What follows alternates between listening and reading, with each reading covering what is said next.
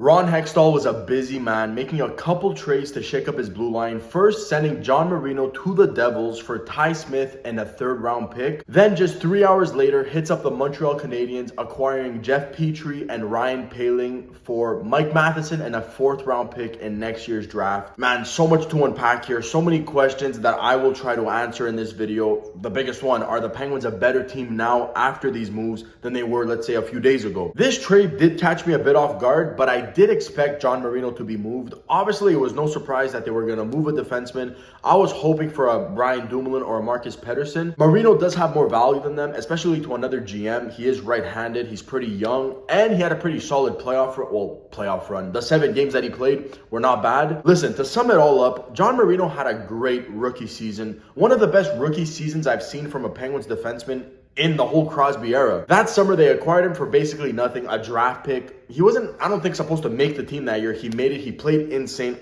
completely went above his expectations. Is John Marino a bad defenseman? No. Would I like him on the team? Yes. Is he overpaid? A bit. So obviously, new management, ever since Rutherford left, they made it clear that they weren't huge fans of John Marino, especially at that price. He's not that overpaid, but in a world where the Penguins need every dollar they can get, just a bit overpaid is enough to, move on and try and find something else. And they did, getting Ty Smith, who in that trade, they saved $3.5 million. And here's the interesting thing. Everyone thought that if you're going to trade John Marino, we better be getting a good forward back, because obviously it's no surprise we need top 9 forwards. We don't need defensemen. I was hearing a lot of JT Miller. I mean, let's be realistic. The Penguins don't have what it takes to acquire JT Miller. Well, they do, but it seems like management doesn't want to overpay anymore for things like this. First round picks, prospects, they want to try and hold on to these things. I love the idea of saving the cap, and I really do like Ty Smith. I do think Ty Smith has the better potential than John Marino, but as of today, I'd say John Marino is obviously the better defenseman. Ty Smith is only 22 years old, former first-round pick. He's played in Team Canada's World Junior teams twice, and those teams, Team Canada, Team USA, pretty stacked. I think if Smith plays next year full-time, which as of right now, there's not really a spot available for him. We'll talk about that a little later in the video. But if he plays the full year, I think he's going to surprise a lot of people. I feel like there's way less pressure on a Ty Smith playing on the third pair, where that just benefits him, and he'll find his game. And who knows with these young players, right? Year 2 they're here, year 3 they're there. Ty Smith next year can surprise a lot of people. I like the acquisition. I like the fact that you're saving cap. And although I really did like John Marino, there's nothing wrong with the return they got back and the fact that they tried to save money and they succeeded that. And they added a third-round pick, which is a bonus to this. I knew in the moment for sure another trade was coming, but I didn't know it was going to come literally 3 hours later, because that's where they hit up the Canadiens, get Jeff Petry on this team with Ryan Poehling. From everything that happened in these trades, this is what surprised me the most, was Mike Matheson is getting dealt. I did not expect Matheson to be traded. Mike Matheson had probably his best season of his career, or at least from what I've seen. Comparing the 2 years as a Penguin, last year was way better. His offensive game really took a step forward, but he was still not worth the 4.8 or 4.9, whatever he was making per season. He was just not as bad as what he was in his first year. Last year, he put up a solid amount of points being that offensive defenseman, but there's still too much negative in his game.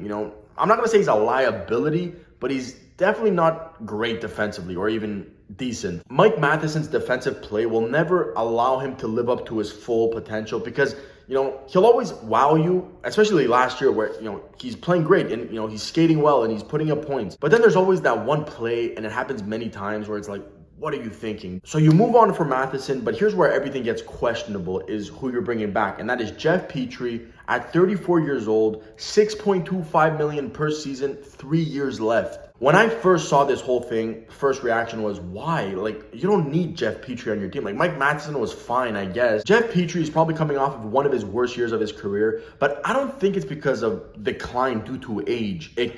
That could be a part of it, obviously. He's 34. But the Montreal Canadiens were terrible last year, and that could definitely, especially to older players, being on bad teams, you have no motivation to play. The full 82-game season is really tough on the body. And the year before that, they made the finals and lost. You come back the following year, your starting goalie and your captain aren't available. Your team is terrible. I mean, the situation got bad fast. But now heading into this year, he had an extended offseason because he missed, I think, the last month or two of the regular season with an injury, plus the regular offseason that he had. You take all that extra rest, and now all of a sudden the motivation, I think, is back, because you go from playing in that dumpster fire team. They were very bad last year. Now you go from that to playing with Crosby, Malkin, Letang. That excites a person. I'm very excited to see if this is enough of a spark for Jeff Petry next year, because he was amazing in the Canadiens playoff run that year where they made it to the finals. And if he could just spark that game back, that's an incredible addition to the defensive core. But anyways, let's move on to the other guy the Penguins got. And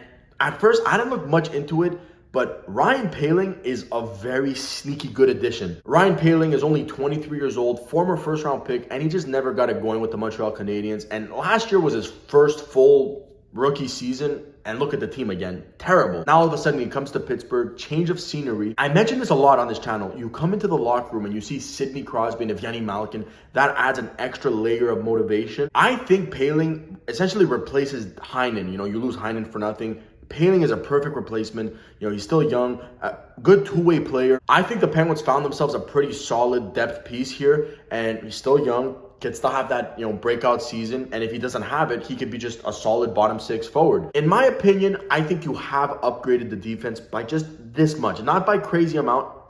I don't think it got worse. Let me say that. I don't think it got worse. Jeff Petry's experience is something you want on your team, especially come playoff time. I think that is also an upgrade for that. I didn't mention this before, but I'll say it quickly now. His contract is terrible. 6.2 for 3 years. Terrible, but it fits in the mold with everything else.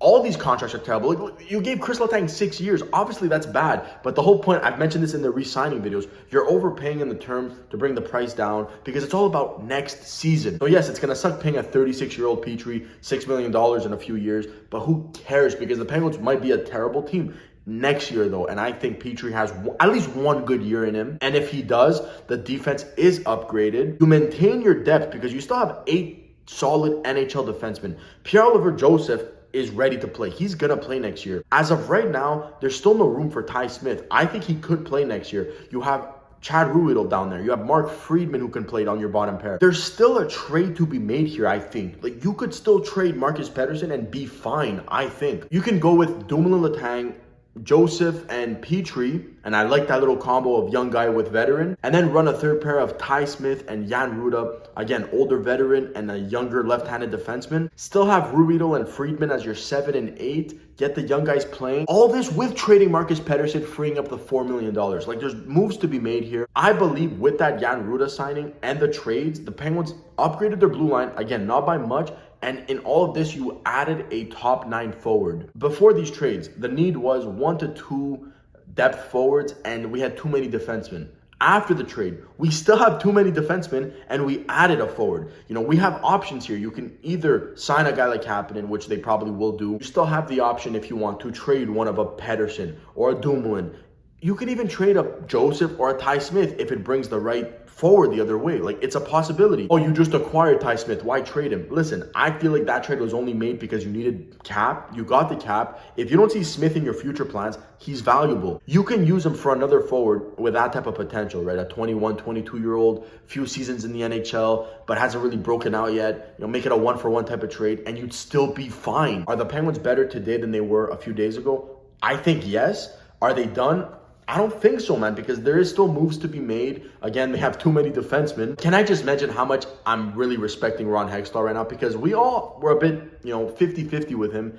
But after what he did in the re-signing stage with getting back Malkin and Letang and bringing back pretty much everybody that's important, and now all of a sudden pulling off these 2 trades right here, to me, that's balls right there. And that's a GM who wants to win next year. And he's not done. After what I've seen so far, I know he's not done. There's going to be at least one more move. And he is truly doing the best he can to give Crosby, Malkin, Letang one more year of a good shot, because I really like the team right now, and it's not done. I think there's a forward to be added. But anyways, that's it for me. I want to hear your thoughts on these trades, because they really came out of nowhere. Do you think the Penguins are a better team now than they were a few days ago? And as always, thank you so much, and I will catch you guys in the next one.